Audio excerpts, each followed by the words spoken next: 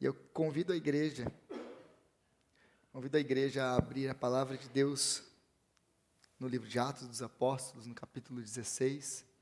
Nós continuamos com a nossa série de mensagens no livro de Atos, hoje, no capítulo 16. Nós já passamos todos esses capítulos juntos, e hoje nós continuamos. E eu começo hoje o capítulo, na verdade, eu continuo no capítulo 16, porque eu falei no capítulo 16 semana passada, né? Mas eu começo hoje essa mensagem, não acabo hoje, porque eu não vou conseguir cobrir todo o resto desse capítulo hoje, mas hoje a gente lê. Mas apenas o foco da nossa mensagem hoje vai ser do versículo 11 ao 15, mas eu quero já adiantar algumas coisas para vocês, então a gente lê até o final do capítulo 16. E diz assim a palavra de Deus. Atos dos Apóstolos, capítulo 16, a partir do versículo 11. Partindo de Troade, navegamos diretamente para Samotrácia e no dia seguinte para Neápolis. Dali partimos para Filipos, na Macedônia, que é colônia romana e a cidade principal daquele distrito. Ali ficamos vários dias. No sábado saímos da cidade e fomos para a beira do rio, onde esperávamos encontrar um lugar de oração. Sentamo-nos e começamos a conversar com as mulheres que haviam se reunido ali. Uma das que ouviam era uma mulher temente a Deus chamada Lídia, vendedora de tecido púrpura da cidade de Tiatira. O Senhor abriu o seu coração para atender a mensagem de Paulo. Tendo sido batizada, bem como os de sua casa, ela nos convidou dizendo: se os senhores me consideram uma crente no Senhor, venham ficar em minha casa. E nos convenceu. Certo dia, indo nós para o lugar de oração, encontramos uma escrava que tinha um espírito pelo qual predizia o futuro. Ela ganhava muito dinheiro para os seus senhores com adivinhações. Essa moça seguia Paulo e a nós, gritando: estes homens são os servos do Deus Altíssimo, e lhes anunciam o caminho da salvação. Ela continuou fazendo isso por muitos dias. Finalmente, Paulo ficou indignado, voltou-se e disse ao Espírito: em nome de Jesus Cristo, eu lhe ordeno que saia dela.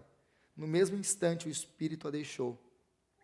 Percebendo que a sua esperança de lucro tinha se acabado, os donos da escrava agarraram Paulo e Silas e os arrastaram para a praça principal diante das autoridades. E, levando-os aos magistrados, disseram: estes homens são judeus e estão perturbando a nossa cidade, propagando costumes que a nós, romanos, não é permitido aceitar nem praticar. A multidão ajuntou-se contra Paulo e Silas, e os magistrados ordenaram-lhes tirassem as roupas e fossem açoitados. Depois de serem severamente açoitados, foram lançados na prisão. O carcereiro recebeu instruções para vigiá-los com cuidado. Tendo recebido tais ordens, ele os lançou no cárcere interior e lhes prendeu os pés no tronco. Por volta da meia-noite, Paulo e Silas estavam orando e cantando hinos a Deus. Os outros presos os ouviam. De repente, houve um terremoto tão violento que os alicerces da prisão foram abalados. E imediatamente todas as portas se abriram e as correntes de todos se soltaram. O carcereiro acordou e, vendo abertas as portas da prisão, desembainhou a sua espada para se matar, porque pensava que os presos tivessem fugido. Mas Paulo gritou: não faça isso, estamos todos aqui. O carcereiro pediu luz, entrou correndo e, trêmulo, prostrou-se diante de Paulo e Silas. Então, levou-os para fora e perguntou: senhores, que devo fazer para ser salvo? Eles responderam: creia no Senhor Jesus e serão salvos você e os de sua casa. E pregaram a palavra de Deus a ele e todos de sua casa. Naquela mesma hora da noite, o carcereiro lavou as feridas deles, e em seguida ele e todos os seus foram batizados. Então os levou para sua casa, serviu-lhes uma refeição e com todos os de sua casa alegrou-se muito por haver crido em Deus. Quando amanheceu, os magistrados mandaram os soldados ao carcereiro com esta ordem: solte estes homens. O carcereiro disse a Paulo: os magistrados deram ordens para que você e Silas sejam libertos. Agora podem sair, vão em paz. Mas Paulo disse ao soldado: sendo nós cidadãos romanos, eles nos açoitam publicamente, sem processo formal, e nos lançam na prisão, e agora querem livrar-se de nós secretamente? Não, venham eles mesmos e nos libertem. Os soldados relataram isso aos magistrados, os quais, ouvindo que Paulo e Silas eram cidadãos romanos, ficaram atemorizados. Vieram para se desculpar diante deles, conduzindo-os para fora da prisão, pedindo-lhes que saíssem da cidade. Depois de saírem da prisão, Paulo e Silas foram à casa de Lídia, onde se encontraram com os irmãos e os encorajaram. Então partiram. Palavra de Deus. Então, na última semana, nós vimos a questão dos companheiros de Paulo. Aqui na sua segunda viagem missionária, nós vimos a adição de Silas, como que Silas foi parar com Paulo, depois da sua discussão com Barnabé, que separou do seu antigo companheiro de viagem. Então foi adicionado a eles Timóteo, o seu filho na fé, e também, por último, Lucas. Nós temos esses 4 homens agora andando juntos, esses 4 homens vão caminhar com Paulo, basicamente até o fim de toda a sua jornada terrena, no seu ministério terreno.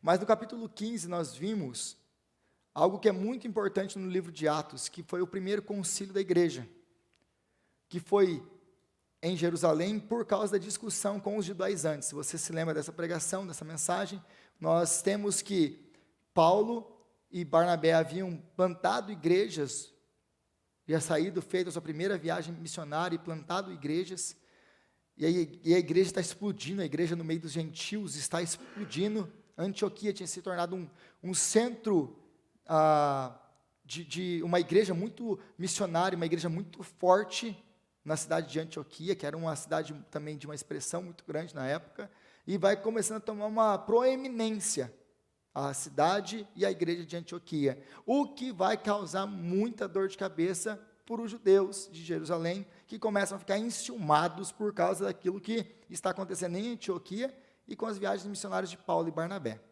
Então eles escutam que o mundo tem sido evangelizado. Então o número de gentios cristãos tem aumentado muito. Estamos em perigo. Temos agora aqui uma grande maioria esmagadora de gentios cristãos. Já não somos mais nós que estamos no controle de tudo isso aqui. Precisamos tomar alguma providência, porque logo isso será inconcebível, incontrolável. Então, nós temos esses judaizantes que vão para onde? Para Antioquia e se espalham ali para pregar um evangelho que não era bem aquele evangelho que Paulo havia pregado naquela região da Galácia. E eles começam a pregar um evangelho diferente e dizer que, não, vocês têm que crer em Jesus, mas crer em Jesus como Messias, vocês precisam adicionar isso também à circuncisão e à obediência à lei. Se vocês não forem circuncidados, capítulo 15, versículo 1 e versículo 5, se vocês não forem circuncidados, vocês não podem ser salvos. Aí Paulo e Barnabé têm uma discussão ferrenha com esse povo, e essa discussão chega a tal ponto que a igreja de Antioquia manda-os para Jerusalém, para que lá eles definam o que é o verdadeiro evangelho. O que é o verdadeiro evangelho? É Jesus mais a circuncisão? É Jesus mais as obras da lei? É Jesus mais o judaísmo? Eu preciso me tornar um judeu para depois me tornar um cristão? O que é o evangelho? Então, no concílio de Jerusalém, fica definido que o evangelho é a graça de Deus. Nós somos salvos pela fé em Jesus Cristo, isso mediante a graça de Deus. Não vem de nós, não está em nós, é graça. É graça. A partir do versículo, então, agora no capítulo 16, do versículo 11 para frente, perdão,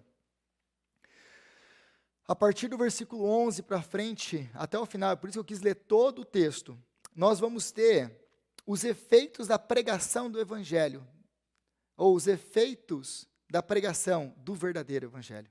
Quando o verdadeiro Evangelho é pregado, nós vamos ter estes efeitos, nós vamos ter conversão, nós vamos ter libertação e transformação. Então, quando o verdadeiro Evangelho é pregado, nós temos conversão, libertação e transformação. E nós vemos isso em 3 momentos nesse texto. E é isso que eu quero deixar claro aqui hoje, por isso que eu li todo o texto, em vez de ler só o primeiro texto, ou só a primeira perícope. Nós lemos aí, então, do versículo 11 ao 15, a conversão de Lídia. Quando o verdadeiro evangelho é pregado, nós temos essas 3 coisas: conversão, libertação e transformação. E nós vemos isso na vida de Lídia. Logo depois, nós vemos isso na libertação da menina, que estava endemoninhada. A menina que era escrava, que predizia o futuro, dava lucro aos seus donos, ela foi liberta daquele demônio. O apóstolo Paulo simplesmente vira para ela e diz: sai em nome de Jesus Cristo, e o demônio a deixa. E depois, em último lugar, nós temos a conversão do carcereiro. Então, esses 3 relatos aqui, Lucas está colocando aqui para nos deixar claro e nos mostrar, quando o verdadeiro evangelho é pregado, este é o caminho, isso é o que nós veremos: conversão, libertação e transformação. Mas hoje o foco da nossa conversa aqui, da nossa mensagem, é a conversão de Lídia. Então, convido você a voltar para o versículo 11 comigo, que diz que, partindo de Troade, navegamos diretamente para Samotrácia, e no dia seguinte para Neápolis. Dali partimos para Filipos, na Macedônia, que é a colônia romana, e principal cidade daquele distrito. Então, a primeira lição que eu gostaria de tirar aqui com vocês hoje, sobre esse texto e sobre essa viagem do apóstolo Paulo. Você se lembra que o apóstolo Paulo está viajando ali pela região da Ásia, pela região da Bitínia, pela região ali da Galácia, visitando as suas igrejas mais uma vez, as igrejas que ele já havia plantado. Ele tenta ir para a Ásia, no sul, porque ali nós temos igrejas que vão ser muito importantes mais tarde na caminhada, na vida do apóstolo Paulo. Nós temos, por exemplo, ali Éfeso, na Ásia. Mas o Espírito Santo não deixa que Paulo vá com seus companheiros para a Ásia. Ele tenta ir para o norte, para a Bitínia, mas o Espírito Santo também não deixa. Então só sobra 2 opções: ou a gente volta, o que não faz sentido nenhum, ou a gente continua andando. E aí, nesse tempo, ele tem essa visão em Troade de passar para a Macedônia. Macedônia, ali agora é a Europa. Eles saem da Ásia para o continente europeu. Filipos vai ser, então, a primeira igreja na Europa. A primeira igreja formada na Europa. Mas você percebe que o apóstolo Paulo ele vai passando, e Lucas ele vai nos citando cidades. E simplesmente o apóstolo Paulo ele nem para nessas cidades. Ele continua seguindo. Ele passa por cidades. E ele não para, ele não prega lá. Ele continua progredindo para aquilo que ele planejou. Então, o que isso nos ensina para nós? Paulo ele não prega em qualquer cidade, abre aspas, em qualquer cidade. Não que as cidades não sejam importantes, ou que ele não se importasse com as cidades. Contudo, o apóstolo Paulo ele tem uma meta, ele tem um planejamento, ele tem uma estratégia. Por que nós vemos o livro de Atos, e é assim que acaba o livro de Atos, quando nós chegarmos no capítulo 28, o livro de Atos acaba no capítulo 28 com Paulo em Roma. Mas Lucas não nos fala como que ele morre, não nos fala o que acontece com a igreja, não nos fala mais nada no capítulo 28, é meio que uma frustração para a gente como acaba o livro de Atos. Mas por que o livro de Atos acaba do jeito que ele acaba? Porque Lucas entendia uma coisa. Esse era o objetivo desde o começo do apóstolo Paulo, chegar na capital do império. Era pregar o evangelho na capital do império, porque Paulo entendia uma coisa: se o evangelho chegar na capital, se o evangelho chegar em Roma, acabou. Ele vai ser espalhado para o mundo inteiro. Então o apóstolo Paulo ele vai sempre parar nas principais cidades, rotas de comércio, onde tem fluxo de gente muito grande, indo para tudo quanto é canto, porque o evangelho vai ser propagado a partir dessas cidades grandes. Cidades como Atenas, por exemplo, cidade intelectual do mundo, a capital intelectual do mundo da época. Então, vamos discutir filosofia? Vamos discutir com os filósofos atenienses. E é isso que o apóstolo Paulo tem. Então, isso serve para nós como uma advertência. Vamos plantar uma igreja? Vamos ter estratégias de desenvolvimento dentro dos ministérios, ou qualquer outra coisa. Nós temos que fazer isso com planejamento. E pensando, orando, buscando o Senhor. Nós não fazemos as coisas só porque deu na telha de fazer. Vamos plantar uma igreja, vamos plantar uma igreja. Aqui nos Estados Unidos, por exemplo, aqui no Massachusetts, vamos plantar uma igreja onde? Naquela cidade, mas aquela cidade é a menor cidade do Massachusetts. Tá bom, mas vamos plantar a igreja lá. Em qual casa, em qual bairro? Não, aquele bairro lá, não, mas lá não tem nem como chegar lá, o GPS, nem rua tem lá. Quando que essa igreja vai crescer? Nunca.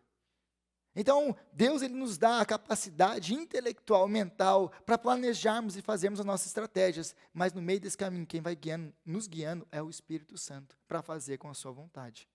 Amém? Aí, a partir do versículo 13, diz um negócio que é muito interessante, que muitas vezes a gente passa batido. E a gente lê, por exemplo, esse pequeno trecho, do 11 ao 15. E a gente olha esse texto aqui, legal, a conversão de Lídia estava ali e tal, encontrou, e passa batido e o texto segue. Mas nós não nos atentamos aos detalhes do texto. Porque no versículo 13 diz que no sábado saímos da cidade e fomos para a beira do rio, onde esperávamos, ou seja, ele não tinha certeza, onde esperávamos encontrar um lugar de oração. Sentamo-nos e começamos a conversar com as mulheres que haviam se reunido ali. Opa, peraí. Tem muita coisa aqui. Porque se você conhece, se você já percebeu a estratégia do apóstolo Paulo, quando ele chega numa cidade, que ele já havia planejado, ele chega na cidade, qual que é a estratégia dele? Aonde ele vai pregar o evangelho em primeiro lugar? Numa sinagoga. Então ele chega na cidade, procura os judeus da cidade, acha a sinagoga, ele como rabino. E por que ele vai para a sinagoga? Porque ele é um rabino. E ele entendeu o quê? Que o Messias chegou. Ele vai para a sinagoga proclamar aquela que é a esperança de Israel, o Messias. Então ele chega lá e ele começa a proclamar: o Messias que vocês esperam chegou. E aí ele começa a provar nas Escrituras que Jesus é o Messias. Aí nós temos dois caminhos sempre. Ele vai ser açoitado, expulso, apedrejado, alguma dessas coisas. Se está vivo ainda, ele é jogado na cadeia. Depois disso, no outro dia, ele sai dali, vai para outra cidade, lá acontece tudo de novo. É o padrão do apóstolo Paulo. Procura a sinagoga, prega o evangelho, uns convertem, outros rejeitam, esses que rejeitam, bate nele, açoita, prende, solta, vai para a cidade. Ele sempre tem lugar para dormir. Free. Nunca precisou pagar para dormir. Por quê? Porque ele passa de sofrimento em sofrimento. É isso que ele vai escrever aos seus discípulos mais tarde. Mas aí ele chega na cidade, agora o problema é que ele vai para aquela cidade. Não tem nessa cidade o quê? Não tem uma sinagoga. Isso já é estranho. Já é uma coisa estranha. Não encontrando uma sinagoga, ele vai, se não tem uma sinagoga na cidade, deve ter um lugar de oração. O lugar de oração fica perto de onde? Perto do rio. Por que que o lugar de oração fica perto do rio? Porque no Antigo Testamento nós temos muitas cerimônias de purificação. Por exemplo, lavar pé, lavar mão, todos aqueles negócios, todos são... O que para nós hoje é higiene, lavar a mão antes de comer, para eles eram rituais de purificação, que estavam prescritos na lei. Então, uma coisa que nós precisamos entender é que naquela época não existia água encanada, como nós temos hoje. Sabe aquela água quentinha que você abriu hoje, tomou banho? Não era assim que acontecia no primeiro século. As grandes cidades tinham o seu encanamento, a água chegava na grande cidade e abastecia a cidade. Mas ela não chegava na sua casa. Você não tinha água encanada dentro de casa. Então, se você tem os vários rituais de purificação, aonde que fica mais fácil você se reunir? Perto do rio. É por isso que, não poucas as vezes, as sinagogas eram construídas perto dos rios. Era muito mais fácil do que você ficar carregando um baldinho para dentro da cidade, para dentro da casa, para fazer seus rituais de purificação. Já estamos aqui, já faz aí. Não é mais fácil assim, mais simples assim? Por que eu estou explicando tudo isso? Porque muitas vezes a gente pega esses textos aqui, por exemplo, para usar eles como base para o batismo. E eu não estou falando nada de errado em batizar ninguém na água do rio. Mas aqui a gente escuta várias coisas e vários tipos de acusações do tipo: vocês presbiterianos, vocês são tudo católico e faz as coisas só por tradição.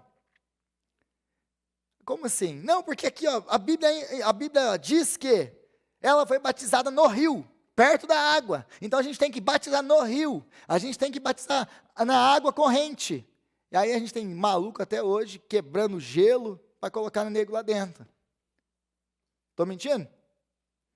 Cada um com a sua fé, com a sua loucura.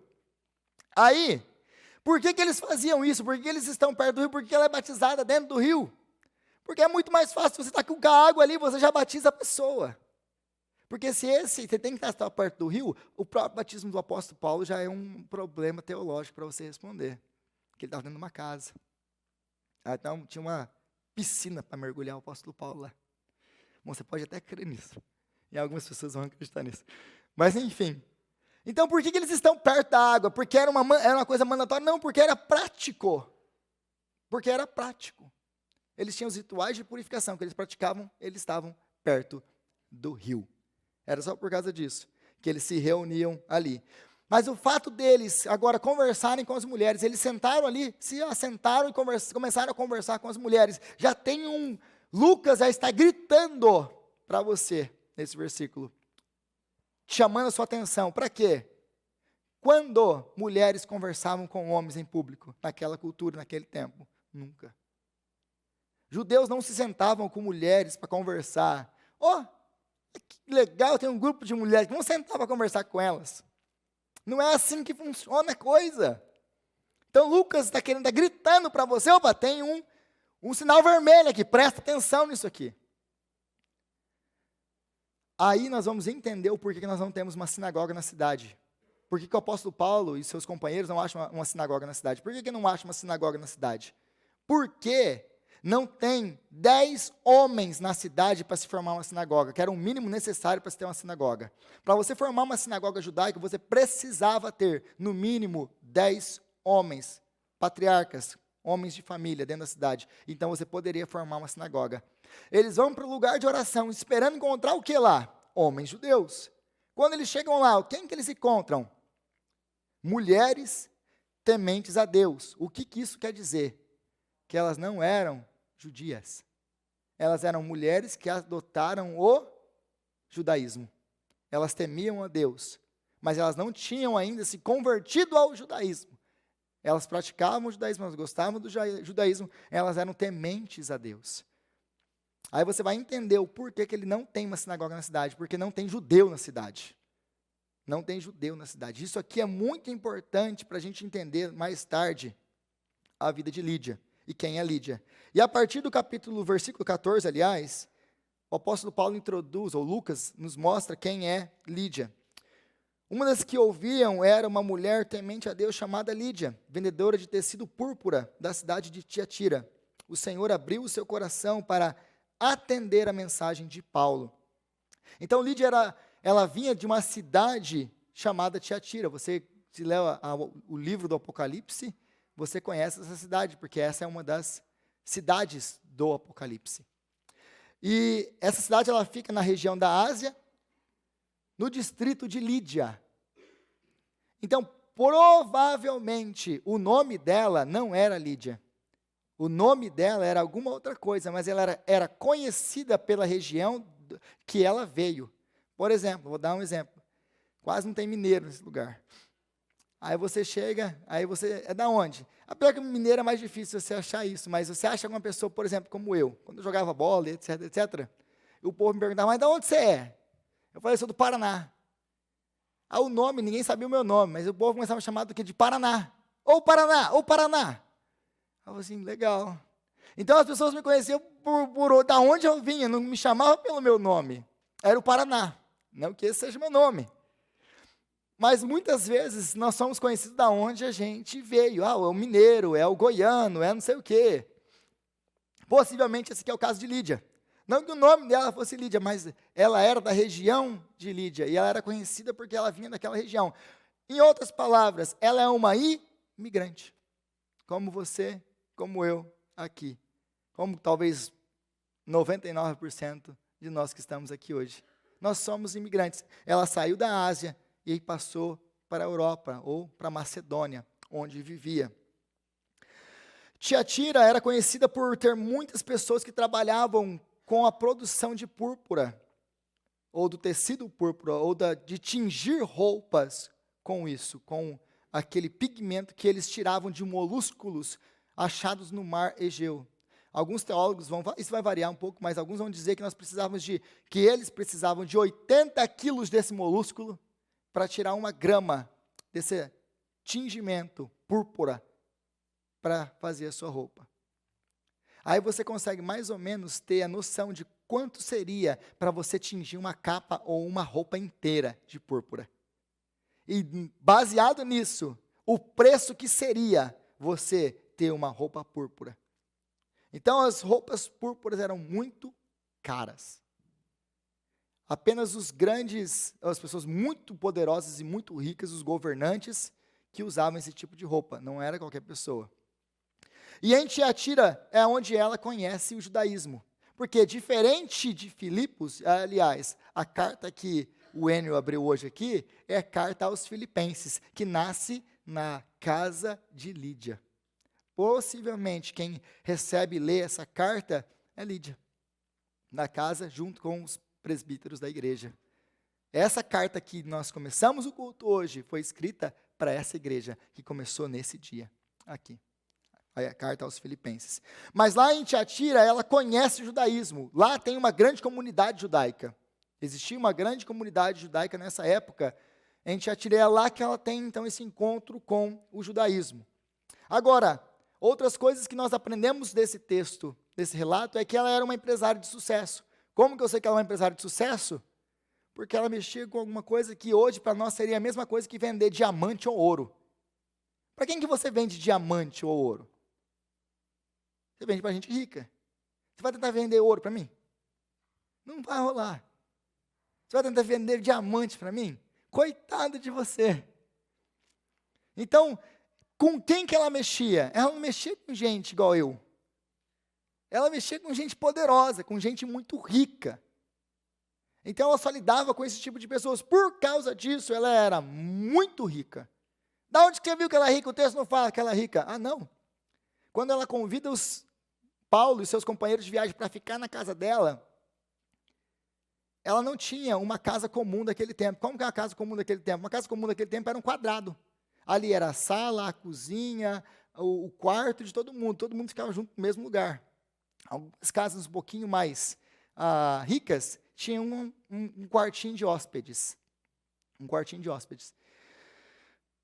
Quando ela fala, venham ficar na minha casa, 4 pessoas, peraí, ela não tem uma casinha dessas pequenininha, ela tem servos e servas que vão cuidar desses convidados, e ela tem uma casa tão grande que quando o apóstolo Paulo e Silas saem da prisão, eles vão para a casa dela, porque a igreja se reúne ali. Então essa casa tem um átrio, que cabe provavelmente ali 50 pessoas, ou seja, nós poderíamos reunir a igreja lá. Então essa mulher é uma mulher muito rica. Agora, ela vai ter algumas coisas, algumas características que são muito importantes para nós observarmos nela. Ela é uma pessoa inteligente, é uma pessoa corajosa. E aquilo que talvez mais me chama a atenção é a coragem de Lídia nesse texto, que também não está escancarado aí para você e para mim. Mas quando você entende aonde ela está, fica muito claro. Porque apesar de ser lícito o judaísmo no Império Romano, todo o Império Romano, o judaísmo era uma religião lícita, você podia praticar o judaísmo. Contudo, não eram todas as cidades que você tinha a prática do judaísmo livremente, você era muito perseguido por ser judeu. Então você não praticava dentro da cidade, que é o caso aqui que nós acabamos de ler em Filipe. Por quê? Porque eles começam ali pregar dentro da cidade. Aí na hora que eles expulsam o demônio da menina, qual que é a acusação que eles levam o apóstolo Paulo e Silas e os outros seus companheiros diante dos magistrados? Esses homens estão anunciando ou cultuando ou fazendo coisas que a nós, romanos, é proibido. Eles acusam eles de costumes judaicos que eles não praticavam. Então, apesar de o judaísmo ser uma religião livre, eles não eram bem recebidos em tudo quanto é canto, qualquer lugar. É por isso que Paulo não aceita e ele não acha judeus na cidade, por causa da perseguição. Por quê? Porque Filipos era uma cidade, militarmente falando, uma colônia romana, significa dizer que tinham postos militares ali, e que os ex-militares moravam em Filipos.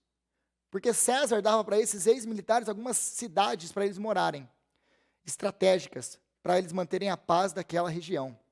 Então eles tinham isenção de imposto, aquela cidade era uma pequena Roma fora de Roma. Por causa disso, eles tinham pelo menos, a arqueologia vai nos mostrar que eles tinham pelo menos 2 templos de adoração ao imperador. Porque a adoração ao imperador era uma adoração que era uma demonstração de lealdade ao imperador. Se você não adorava o imperador, isso significava dizer que você era uma pessoa que praticava as coisas, que não estava preocupado com o bem-estar da sociedade, com a paz e a unidade da cidade. Você adorava outros deuses, você é uma pessoa, peraí, por que você não adora o imperador? Então, a adoração ao imperador era uma coisa que era mandatória. Você podia ter seus deuses e tudo, mas você tinha que adorar o imperador, porque isso trazia unidade ao Império Romano. A paz romana, a tão conhecida Pax Romana. Uma vez que você adorava, você era submisso ao imperador. Então, não existia uma chance de você se rebelar a ele. Uma vez que você não adora o imperador, peraí. Por que você não adora o imperador? Você quer causar algum tipo de rebelião? Não é sem motivo. Quando o apóstolo Paulo ele começa a andar pelo Império Romano, dizendo que existe um novo soter, que é uma palavra grega para salvador, porque esse título era um título dado ao imperador, ele era o salvador do império. Toda vez que Roma conquistava novos territórios, o imperador romano mandava os seus apóstolos, mensageiros, a esse local, para pregar o evangelho, as boas novas de César para essa região. Chegou aqui o evangelho do Salvador César. Então ali eles pregavam a paz romana. Quando o apóstolo Paulo começa a andar pelo Império Romano dizendo que existe um carpinteiro em Israel, e esse carpinteiro, ele é o filho de Deus, o que era considerado também, César, o filho dos deuses. E começa a falar que esse Jesus, esse carpinteiro, o rei dos judeus, como era conhecido, ele era o soter, o salvador do mundo. E eu sou o apóstolo dele, enviado dele, para pregar para vocês o evangelho, que é uma palavra grega também. As pessoas olhavam para ele e falavam, peraí, eu já ouvi essa história aqui, mas não é Jesus, é César, o Salvador. É César que tem o evangelho, é ele que veio trazendo a paz. Não. A verdadeira paz, ela vem do Filho de Deus, do Salvador do mundo, e dele é o evangelho verdadeiro. Não é sem razão que o apóstolo Paulo ele vai apanhar pra caramba. E não é pouco. Porque ele vem com essa mensagem, ele está querendo deturpar o império, ele está querendo causar uma guerra civil no império. É isso que ele está querendo fazer. Então, nós não achamos pessoas, judeus em Filipos por causa disso, porque eles eram perseguidos. É por isso que nós só temos mulheres nessa reunião de oração. O que vai nos mostrar e que vai nos falar muito de quem é Lídia.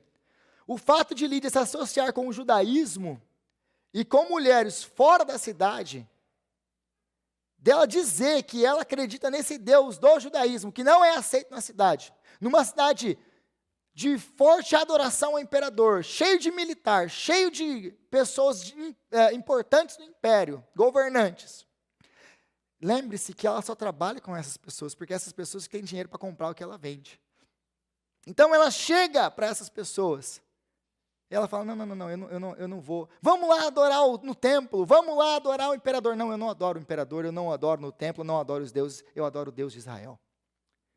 E aliás, desculpa, amanhã eu não posso te atender, porque amanhã é dia de reunião de oração. E ela sai para a reunião de oração. Como vocês acham que essa mulher era vista no meio da sociedade dela? Ela é uma mulher. E outra coisa que vai falar muito aqui para ela, se você se lembra um pouquinho do primeiro século, e até hoje ainda é assim, na sua grande maioria, quem lidera a casa? O homem.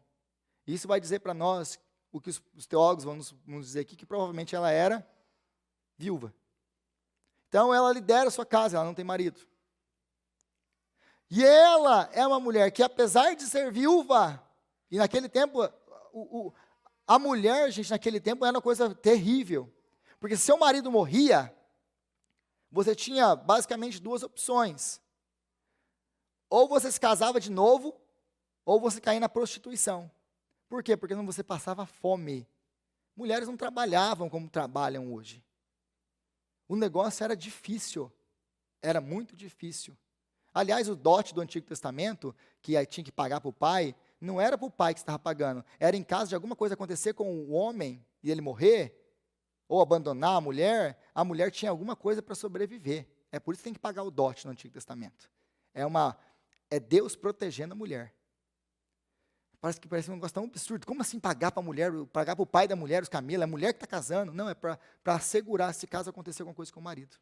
Deus está cuidando da mulher no Antigo Testamento, porque ela não tinha direito nenhum. Então, o caso da mulher é um negócio impressionante de difícil aqui. E aí, nós vemos essa mulher, Lídia, que lidera a sua casa, que é uma mulher empreendedora, num tempo em que as mulheres mal podiam trabalhar. Uma mulher que era riquíssima e vivia cercada de gente rica e poderosa. Apesar de tudo isso, essa mulher, ela não negocia os seus princípios. Ela não negocia com a sua fé. Essa mulher, ela se mantém na presença de todo mundo, das pessoas que ela faz o seu comércio, sem mudar de opinião ou de posição, por causa daquilo que ela faz. Ela aqui nos mostra a força do caráter e da coragem de Lídia e de quem ela era. E daquilo que ela paga para servir a Deus. Porque servir a Deus, para ela, poderia custar tudo. Tudo. Porque tudo que ela vende é só para essas pessoas que odeiam e que perseguem o judaísmo e que não aceitam aquilo que ela faz. Não obstante a isso, ela não negocia a sua fé. Muitas vezes nós temos negociado a nossa fé por muito menos. Nós temos nos envergonhado por muito menos. Nós temos nos calado por muito menos. Ela preferia perder tudo do que negociar a sua fé, do que abrir mão do seu Deus. Isso que ela nem tinha entendido ainda, a graça. Ela nem tinha entendido a graça. Porque ela tem um processo de conversão, que é o processo de conversão de todo pagão, basicamente. Ela sai primeiro do paganismo, porque ela nasceu no Império Romano, pagão. E o que é o paganismo? Já falei isso aqui várias vezes, eu vou repetir, vou relembrar você o que é o paganismo naquela época. O que é o paganismo? O paganismo é o seguinte, você tem os vários deuses para várias coisas. Então você vai nesse templo pagão, se você precisa de uma boa colheita, você vai no templo pagão e você vai lá e oferece naquele templo pagão a oferta que você tem que dar, sei lá o que você tem que fazer. Você adora aquele Deus daquela maneira que ele quer. Os sacerdotes determinam lá. E esse Deus agora ele é obrigado a te dar aquilo que você pediu, aquilo que você quer. Então, basicamente era assim que essas pessoas adoravam. Se você quer ter filhos, você vai lá nos deuses da fertilidade. E ali você, então, vai adorar os deuses e eles vão ter que te dar filhos. Então, esse é o paganismo, é uma religião de troca. Você vai dar o que os deuses querem e os deuses são obrigados a te dar o que você quer. O que não é muito diferente hoje, no século 21. Porque em muitas igrejas ainda, o paganismo é praticado. Você vem para a igreja, vem para cá, coloca o seu dinheiro aqui no gasofilácio e Deus vai ter que te abençoar. Aliás, vende aquele seu carro, traz aos pés dos apóstolos, aqui na igreja, dos apóstolos, Sherlon. Eu não sou um apóstolo. Você traz aos pés dos apóstolos. E Ele vai ter que te abençoar.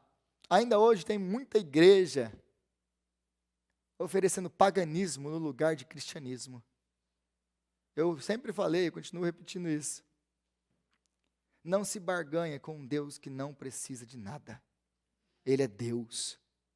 Ele é Deus, o Criador dos céus e da terra e de tudo que nele se contém. Ele não precisa de você, Ele não precisa de mim, Ele não precisa do que nós temos. Quando nós estamos chamados a ofertar, a dizimar, ou prestar qualquer coisa, ou dar qualquer coisa ao Senhor, não é porque Ele tem uma necessidade, é um privilégio. Nós damos como um privilégio, nós reconhecemos que Ele, dele e para Ele, são todas as coisas. Ele é digno, Ele é digno. Nós reconhecemos que não é a força do meu braço, é Ele quem abre a porta, é Ele quem me dá saúde, porque se Ele não me tirar da cama, nem da cama eu saio para trabalhar. É Ele que abre a porta do trabalho, é Ele que me dá sabedoria, é Ele que me dá inteligência. Lídia era rica porque o Senhor abençoava o trabalho dela. Você é próspero nessa terra, você tem trabalho nessa terra, porque o Senhor tem te abençoado, tem cuidado de você. É Deus. Tudo na vida do crente é graça. É graça. Mas ela vivia, então, nessa vida do paganismo. Toma lá da cá. Até que um dia ela entende, em Tiatira ainda, alguém lhe apresenta o Deus do Antigo Testamento, o Deus do Testamento que eles tinham, que é o Antigo Testamento, o Deus do judaísmo. E eles entendem que existe um Deus no céu, que dá, que abençoa. Ela entende isso. Então, mas ele tem uma lei que precisa ser obedecida, porque senão ele vai se desagradar de você. Então ela entende que tem que viver para esse Deus e para agradar esse Deus. E ela se converte então ao judaísmo. Depois disso, ela chega e escuta da boca de um homem, o apóstolo Paulo, que falando, sim, esse Deus do judaísmo, Ele prometeu para nós que Ele enviaria o Messias, o Salvador, o Soter de todo o mundo. E esse Salvador, Ele nos salvaria dos nossos pecados, Ele nos libertaria da escravidão. E Ele fez isso. E o Salvador é Jesus Cristo. Esse Messias que nós temos esperado, nós judeus temos esperado por tanto tempo, Ele já veio, Ele já nasceu, Ele já morreu, mas Ele está ressuscitado à direita de Deus Pai Todo-Poderoso. E eu sou testemunha, porque eu vi. Eu vi. E essa é a mensagem do Evangelho. Então ela fica maravilhada com a mensagem do Evangelho. E agora ela encontra a graça. Então, nós temos aqui dois caminhos comuns. Eu gosto de colocar dessa maneira. Nós temos dois caminhos comuns aqui. Para todos aqueles que não estão dentro da graça, nós temos dois caminhos comuns. Quais são esses dois caminhos comuns? Esses dois caminhos são representados pela fase da conversão de Lídia. Nós temos o primeiro caminho, que é você viver para você mesmo. Você buscar a sua própria felicidade. Aonde? Nas coisas desse mundo. Você procura satisfazer os desejos do seu coração nas coisas desse mundo. Nós somos a geração que mais se gastou em entretenimento na história. Contudo, nós somos a geração da depressão. Nós somos a geração do antidepressivo. Nunca se gastou tanto em entretenimento na história. E nunca nós fomos tão depressivos. Nós nunca fomos tão doentes como nós somos hoje. Então existe essa primeira, e a grande maioria das pessoas que vive assim. Eu vou viver aqui e agora. Por que aqui e agora? Porque eu só tenho aqui e agora, não existe céu, não existe inferno, não existe Deus, não existe Satanás, não existe nada, nem ninguém. Eu vou viver aqui e agora, porque eu só tenho uma vida, então eu tenho que viver ela agora. Eu tenho que viver ela agora. Então se o seu casamento está indo mal, não, troca isso aí por um modelo mais novo que vai te fazer feliz. Ah, esse seu trabalho não está dando muito certo, e cara, joga isso fora, arruma outro. O seu negócio tem que ganhar dinheiro mesmo, porque você tem que ser feliz. Você vai comprar um carro, eu lembro até isso, até hoje, eu fui comprar um carro uma vez, o cara chegou para mim, eu até contei essa história para vocês já, né? O cara olhou para mim assim e falou assim, compra, você merece. Até, você tem uma ideia de como eu nunca esqueci isso. Eu falei assim, gente, que proposta mais satânica. Sai para lá, ô Satanás. Essa é a filosofia desse tempo, e ele cutuca a gente, Satanás sabe disso, que a gente quer esse negócio mesmo, eu quero ser feliz aqui agora. Nós somos a geração que odeia sofrimento, que odeia passar por prova. Rapaz, estou passando num deserto. E aí você vai ouvir o deserto, mas esse deserto é mais um deserto de baiano. Eu costumo brincar, né? Não é? Aí os baianos brincam comigo depois. Eu tenho família na Bahia, então. Aí eu falo assim, é um deserto mais tranquilo, né? Um deserto com coqueiro, com mar e etc. Por isso que eu falo que é o deserto de Baiana, é um deserto mais perto da praia. Né? Não estou falando do deserto lá no meio do Saara, por exemplo, que não tem nada. É um deserto mais tranquilo. Porque nós somos a geração que não aceita sofrer. Nós não aceitamos sofrer. Perdão aos baianos, tá bom? Mas aí tem o segundo caminho comum, que é o viver para a religião. Muitas pessoas não querem viver para si mesmas, não querem viver para os prazeres da carne. Elas entenderam que existe um Deus no céu, mas então agora, existe esse Deus no céu, agora eu preciso então viver para esse Deus, e obedecendo a lei dele, porque eu preciso ganhar a aprovação dele. Eu preciso ganhar a aprovação desse Deus. E aí elas adotam a religião, que é a religiosidade. Aí eu não vou poder cortar o cabelo, eu não vou poder fazer a barba. E tem gente aqui essa noite que está em pecado, porque ela não fez a barba ainda. Né, Daniel? E a gente brinca, mas é muito sério isso. Às vezes as pessoas colocam esse jugo, esse fardo da escravidão da religião nas pessoas, e isso escraviza, isso mata. E aliás, a única coisa que esses dois caminhos vão levar é a morte. Os dois caminhos vão levar à morte. Mas existe um terceiro caminho, e esse é o caminho da graça. Esse é o caminho de Jesus. E esse é o caminho que o apóstolo Paulo vai pregar para Lídia, que é basicamente esse. Jesus veio, o Messias veio, o prometido veio, e esse prometido, ele viveu uma vida completamente abnegada. Ele não viveu para os seus próprios interesses. Ele se fez pobre, como aquilo que, mais uma vez, o Enio leu na sua carta aos Filipenses, do apóstolo Paulo aos Filipenses, no capítulo 2, a partir do versículo 5.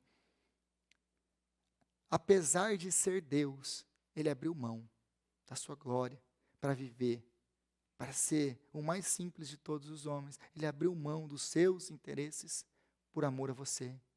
Ele é um homem que não vive para si mesmo, mas para o outro. Ele ama o próximo como ele se ama, que é o mandamento da lei. Mas na religião, ele ama a Deus perfeitamente. Não tem um momento na vida de Jesus Cristo que ele não ama a Deus como Deus deve ser amado. Porque esses são os dois mandamentos. Se você quer resumir toda a lei, todo o Antigo Testamento, você resume todo o Antigo Testamento em uma única palavra: amor. Mas que é isso, Rodrigo? O Antigo Testamento é só sangue. Se fosse para resumir, eu resumia um sangue. Não. Se você quer resumir o Antigo Testamento, tem uma palavra para o Antigo Testamento: amor.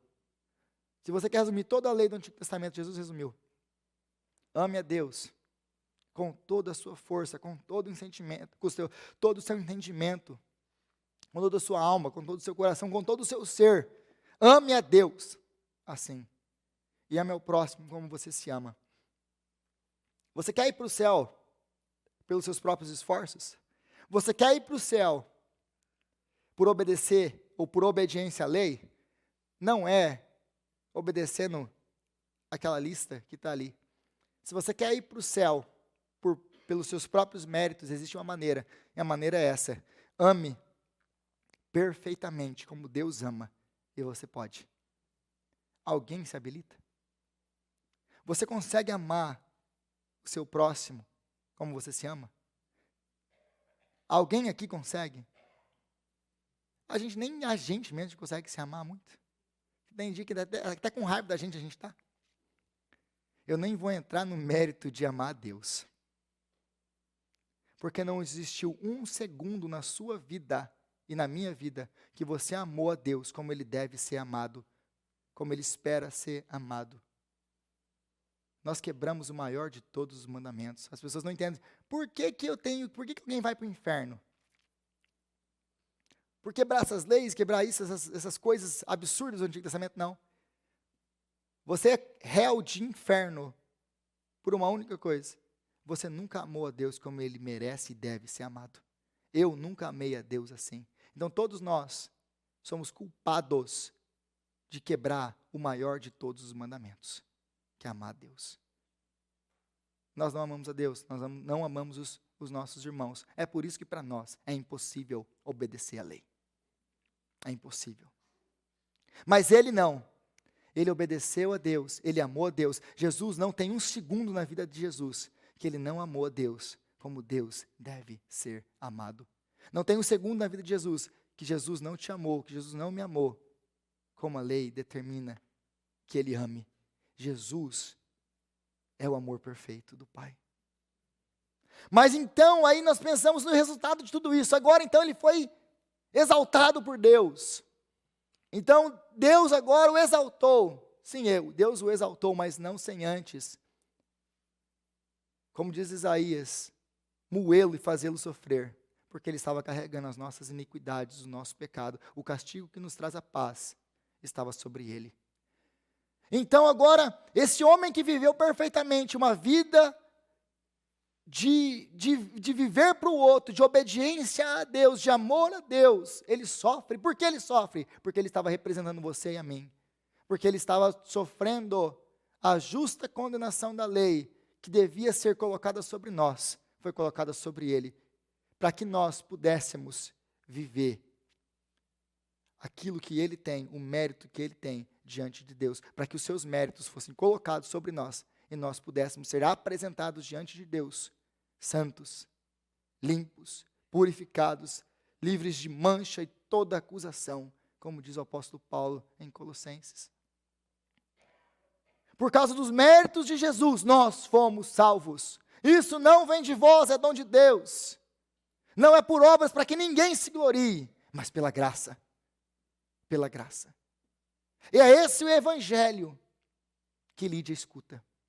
Essa é a mensagem que Lídia escuta. Então não tem nada, não sou eu. Não. O que eu preciso fazer? Creia no Senhor Jesus, se arrependa dos seus pecados, e você vai ser salva. Eu creio. Eu creio. E ela é batizada. E a vida dela é transformada. Mas ela entende uma coisa, e tem uma palavrinha que eu queria destacar aqui. Essa palavrinha aqui, proseco, uma palavrinha em grego, que é muito importante nesse texto. Se você tiver com a Bíblia aberta aí no versículo 14, parte B. O Senhor abriu o seu coração para atender a mensagem de Paulo. O Senhor abriu o seu coração para que ela atendesse a mensagem de Paulo. Essa palavrinha proseco, ela significa, ela pode ser traduzida, e ela é traduzida em outras partes do Novo Testamento, com a palavra com a noção de devoção, de atenção, de atração, ao ponto de ser uma coisa que te atrai, que causa devoção a tal ponto de ser um vício na sua vida. Quando então Lucas escreve aqui, o Senhor abriu o seu coração para ela atender a mensagem. Se eu pudesse traduzir essa, à luz de todo o contexto, eu traduziria um pouquinho diferente do que a NVI traduziu.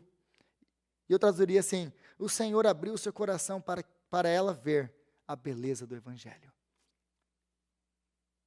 Quando ela escuta tudo isso, ela vê a beleza do Evangelho. Ela é atraída pela beleza do Evangelho.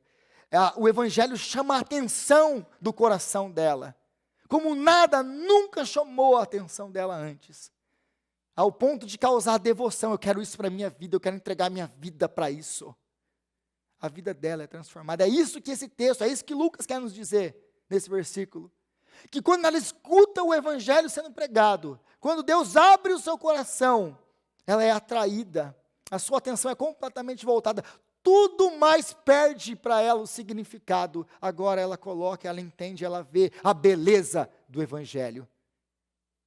A beleza do Evangelho. E por que isso aqui é importante? Por que eu traduziria como beleza? Porque Lídia, perdão, gente. Porque Lídia era uma mulher acostumada com a beleza. Era uma mulher que ela vendia roupas bonitas para pessoas bonitas. Ela era uma mulher que estava acostumada a andar no meio de pessoas bonitas. A beleza era uma coisa que era o dia a dia de Lídia. Mas no dia que ela entende, que ela vê o Evangelho, todas as outras belezas perdem o seu valor para ela. Porque agora não tem mais nada tão bonito quanto o Evangelho. É o Evangelho. A beleza que atrai os olhos, que chama a atenção do coração, é a beleza do Evangelho. A devoção da minha vida já não é mais a beleza da púrpura, é a beleza do Evangelho. A beleza do Evangelho. Ela encontra a beleza que está acima de toda a beleza. A beleza de Jesus Cristo. A beleza de Deus, refletida e revelada pelo Senhor Jesus Cristo. E a minha pergunta para você é: qual beleza tem cativado o seu coração? Qual beleza tem cativado os seus olhos? Porque muitos de nós somos cativados pelo poder. É o poder que me atrai, é o poder que me chama a atenção, é o poder que eu me devoto para ter. Eu anseio em ter poder, uma posição de poder. Outros são atraídos pelo dinheiro. Esse é muito comum aqui. Não aqui, na Penuel, né? Isso aqui é mais para o outro lado. Aqui na Penuel não tem ninguém assim. Que tem, e tem muito mais do que precisa até. Mas por mais que tenha, mais quer. Mais tem, mais quer. Porque é o dinheiro é a beleza que chama a minha atenção. O dinheiro é aquilo que me atrai. O dinheiro é aquilo que tem a minha devoção. O dinheiro é aquilo que chama e atrai a minha atenção. É a beleza que tira o meu fôlego. Outros são atraídos pelo sexo, pela pornografia e tantas outras coisas. Olham no corpo do homem e da mulher, o quê? A beleza que atrai os olhos e que tira o suspiro do coração. É por isso que é tão difícil, muitas vezes, as pessoas que se associam a essas práticas, saírem dessas práticas, porque aquilo é aquilo que enche os olhos, o coração, tira o suspiro da palpitação. Por quê? Porque é a beleza que atrai. Mas no dia que nós encontramos a beleza do Evangelho, todas as outras belezas perdem o seu valor. No dia que nós encontramos a beleza do Evangelho revelada em Jesus Cristo, nosso Senhor, todas as outras belezas, elas perdem o seu brilho. E agora nós somos transformados pela beleza, que é a única beleza que realmente pode nos transformar, a beleza do Evangelho de Cristo. E nós somos atraídos com correntes de amor. E aí nós olhamos o Evangelho, nós lemos a Bíblia, nós vamos tendo conhecimento desse Senhor. E conforme nós vamos lendo a palavra de Deus, e você já deve ter tido essa experiência, e você lê um texto, e você tem aquela sensação, uau! Aí você lê um pouco mais, e você vê, uau! E a beleza do Evangelho vai sendo revelada para você dia após dia. E aquilo vai enchendo o seu coração, como nada mais no mundo enche. A beleza do Evangelho cativou os seus olhos, o seu coração. E essa é a beleza que vai transformar a sua vida. Então Deus abriu o coração dela. Isso aqui é muito importante, tocar nesse assunto, apesar de nós estarmos numa igreja em que vocês conhecem muito bem a nossa teologia, mas é muito importante nós enfatizarmos isso. Deus abriu o coração de Lídia. Não foi por causa da sua inteligência, não foi por causa da sua riqueza, não foi por causa da sua coragem, não foi por causa da sua devoção, não foi por causa de nada encontrado nela. Deus escolheu soberanamente abrir o coração de Lídia para que ela pudesse ver, enxergar, entender a pregação do Evangelho e ser transformada pela beleza do Evangelho de Cristo. Salvação é uma obra exclusiva do Senhor. A salvação pertence ao Senhor, como disse Jonas, como diz o Apocalipse. A salvação é uma obra de Deus, é Ele que abre o coração. Nós pregamos o Evangelho, nós anunciamos o Evangelho, mas o apóstolo Paulo não tem o poder de abrir o coração de ninguém. O Rodrigo não tem o poder de abrir o coração de ninguém. Nenhum pregador tem o poder de abrir o coração de ninguém. Nós somos apenas anunciantes da verdade, das verdades do Evangelho. Quem abre o coração e converte pecadores é Deus. Não somos nós. Salvação é uma obra do Senhor. Nós encerramos no versículo 15, que diz que ela chama eles para estar na sua casa. Ela chama eles agora, vem para minha casa. Se vocês me acham digna, se vocês me acham crente, vem para minha casa. Antes, Lídia vivia para ela mesma, para os seus desejos, para a sua satisfação pessoal. Ela usava o que ela tinha por benefício próprio dela e da casa dela. Mas agora, o Evangelho transformou a sua vida e a maneira com que ela lidava com os seus bens. Uma vez que agora o Evangelho entrou, agora ela mudou completamente como ela lida com o dinheiro e com os seus bens. Ela entendeu que tudo é graça na vida dela, que tudo que ela tem pertence ao Senhor. Agora, o que antes ela fazia com o seu dinheiro, o que antes ela fazia com o seu business, com o seu negócio, ela exportava beleza e roupas finas para o mundo. Agora ela quer usar a sua casa, o seu dinheiro, os seus dons, o seu talento, para exportar a beleza do Evangelho para o mundo. Ela não quer mais exportar beleza de roupas finas. Ela quer exportar pés formosos. Quão formosos são os pés daqueles que anunciam a tua glória, o teu poder, a tua majestade, a tua soberania, o teu Evangelho.